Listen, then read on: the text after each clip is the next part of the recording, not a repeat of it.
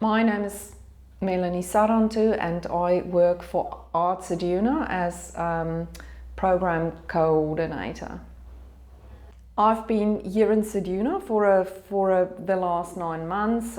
Even though I've been living here for a very long time, I've been living in community but also working overseas, and currently I had the opportunity to live in community for 9 months, and it gave me a great opportunity to work with the art centre again, and to roll out a few projects.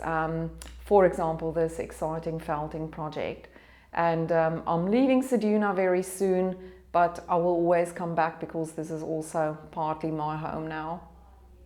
Hello, my name's Sherrie Jones. I'm the supervisor for the women's group in Ceduna. I've also worked at the art centre. I'm also an artist as well. Doing here at this women's group, we're doing the felting workshop, and then also just live in Ceduna, but originally from Western Australia, but lived in Ceduna all my life. So Sherrie,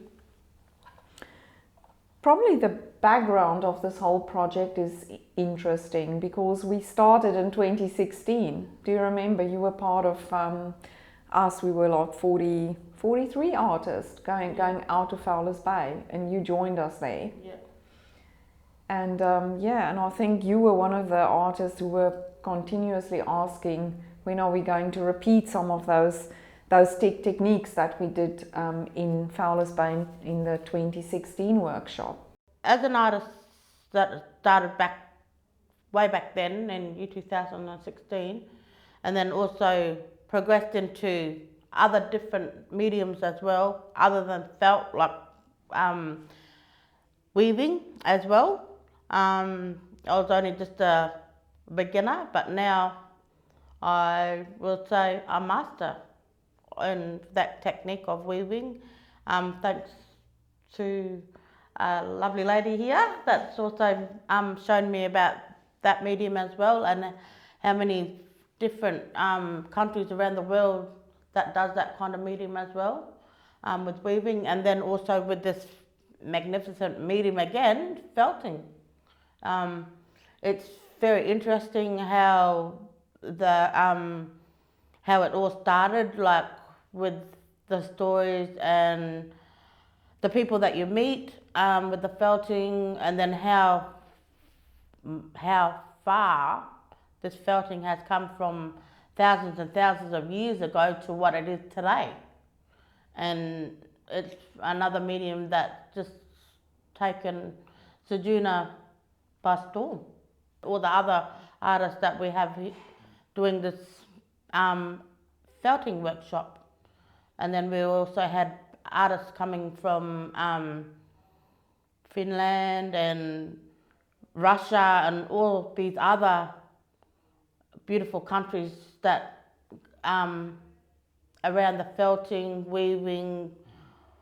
Yeah, so it was an amazing workshop because that's really where you were introduced to, first of all, basket weaving, and you took it up. And the other day we dug out this first little sample of weaving you made at that workshop, and now 7 years later you're really our master artist in our community. You mentor a lot of other basket weavers, and now the same with the felt basically happened also in the same workshop in Fowler's Bay. You were introduced to felt and always asking, so when can we start this workshop? So finally we received an Arts SA grant at the end of last year, and then we could actually finally get to the felting. So we started with the idea that really you should kind of be kind of mentored by me. So a little bit part of your Country Arts SA grant, was it right, that you won last year? So for your personal development, it was this mentorship that we did first, and you really took to this felting like a fish to water.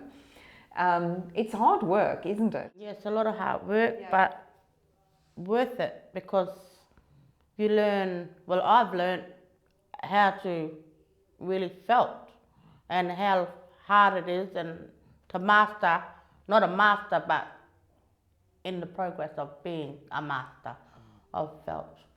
And it was really great working with you, I have to say. Last year, at the end of the year, just before Christmas, we spent a lot of time in the studio, you and I, just learning. And also, for me, it was a bit of a learning process because it was the first time that I did mechanical felting using the gentle roller. So usually, you know, all the years I've done felting, it was just the hard work, you know, getting into the blinds and doing the physical rolling. And now with this workshop, you know, basically together we could learn how to work the machine and how to set the machine. So that was quite exciting for me as well, to learn something new about this skill. But you really took it up so quickly. And then in January on the 9th we started, and we had 7 more artists joining, and then you were mentoring those artists with me, and it was, to me, it was a fantastic experience. But maybe if you want to share a little bit about that.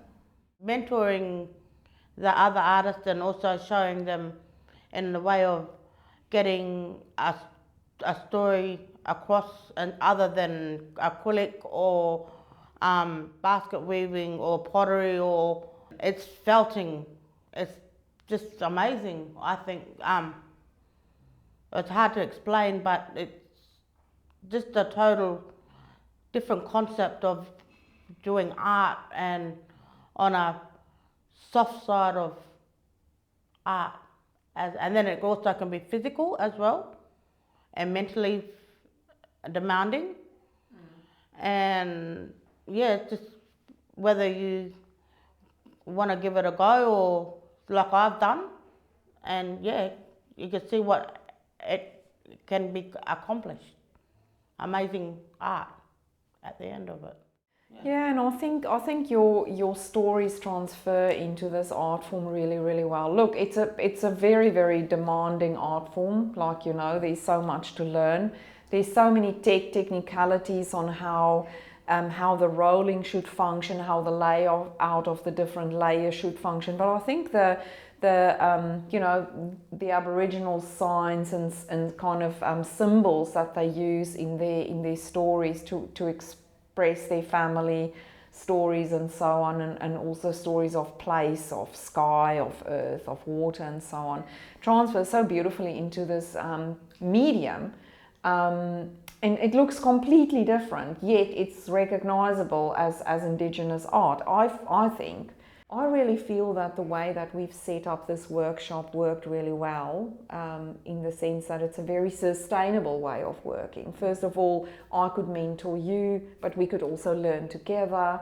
And then you stepped up to the level of being a mentor yourself. And even if I leave community, you're going to be there with the knowledge and keeping it, you know, sustaining this kind of art form. So I'm very happy we had the opportunity to set it up like this. Yeah, and then this is also ancient art as well, but then we can also use it with modern and technology, and it's just a different way of putting it out there. Yeah, I'm very excited about this project, and also how you transfer your stories and knowledge into, you know, into something that's quite different from a painting. Like you said, it's a kind of a soft art, you know, we work with the soft fibers, and it's a total different way of making than painting. So I think that's also why the artists are very interested in taking their interviews to today with the artists, asking them what they've learned. They were all saying it was just exciting to learn something so different and new. They didn't expect this to be the outcome of the workshop, but all the different techniques, wet felt, dry felt, felting, you know, 2D felts and 3D felts, felting with a needle and just with your hands, and yeah, all these different aspects to the felting we could really, you know, run through, and it was very exciting, very great outcomes. A lot of work made. Yeah. And then one more thing, it's ancient on ancient text, full stop, art. Yeah, I know exactly what you're saying. You know, ancient technique, ancient stories, and you bring those elements together, and it's something really, really unique. Yeah, amazing. That's well said. Beautiful. Yeah. And I'm so happy that I've learnt that, and thank you very much, Thank Dr. you. Melanie. Thank you for being such a great mentor to the other artists. Yeah, no worries.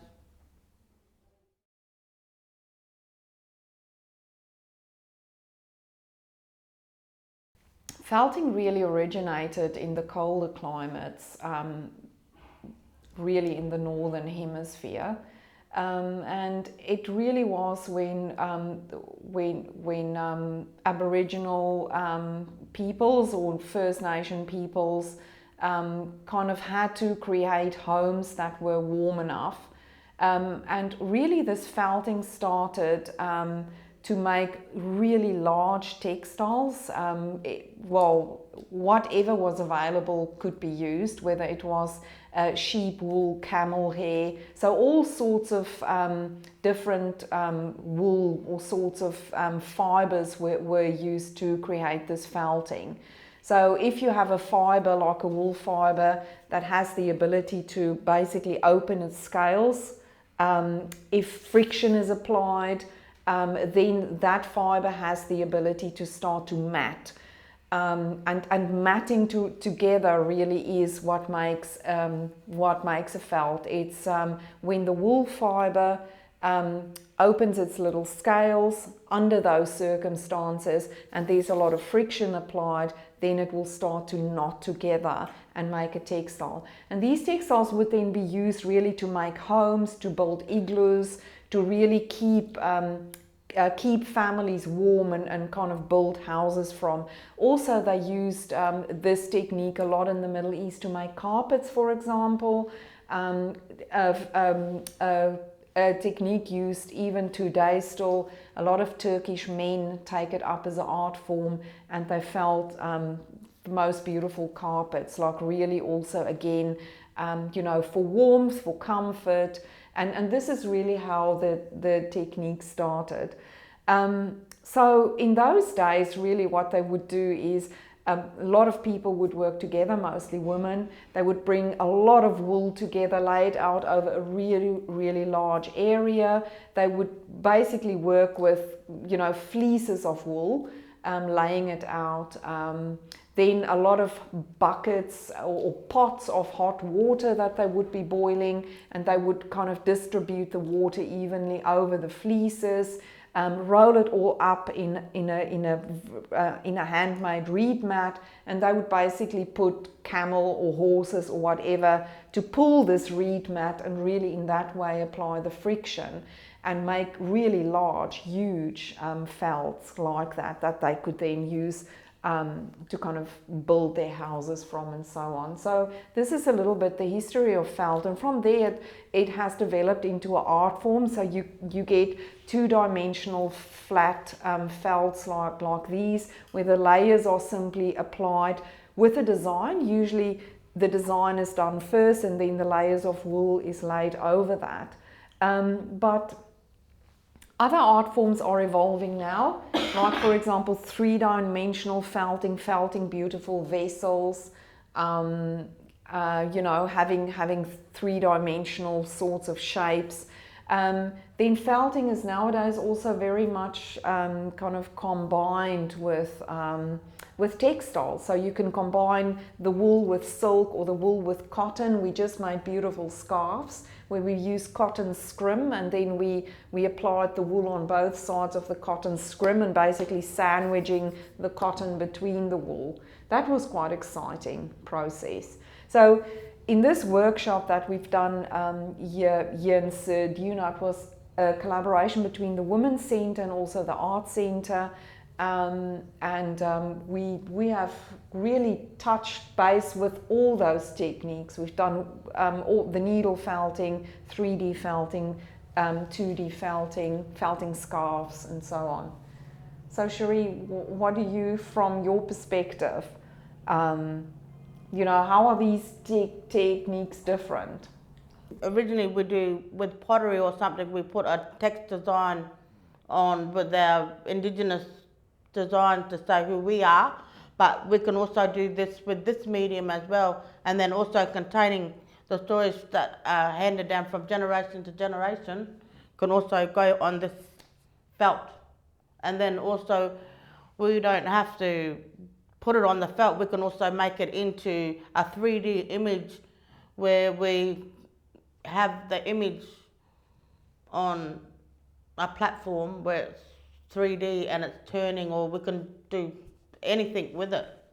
Yeah. Yeah, felt is very versatile. And then you can also make fascinators, like you're saying, fascinators right down to the scarf, to hug boots, to right down, you know, even down to the hot water bottle. Yes, you made a beautiful hot water bottle cover, which will be very comfortable indeed for the user. Yeah, it's a very versatile technique, and it all boils down to the fibre having the ability to open up its scales and really start to knot if you apply enough friction. And then it keeps you warm in the winter as well, and which felting was made for. Yes. And the beginning of time. Yes, for warmth and comfort, yes. Yep. It's well-being, it's everything all in one. Yeah.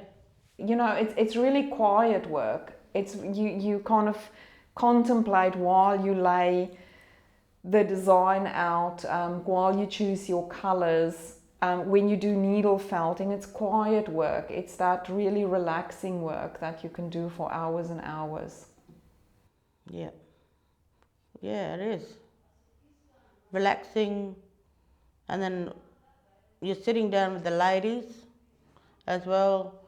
You're sharing stories, you're yarning, you're happy, you're laughing, and it's a good space to be in. Felting, yeah, no worries.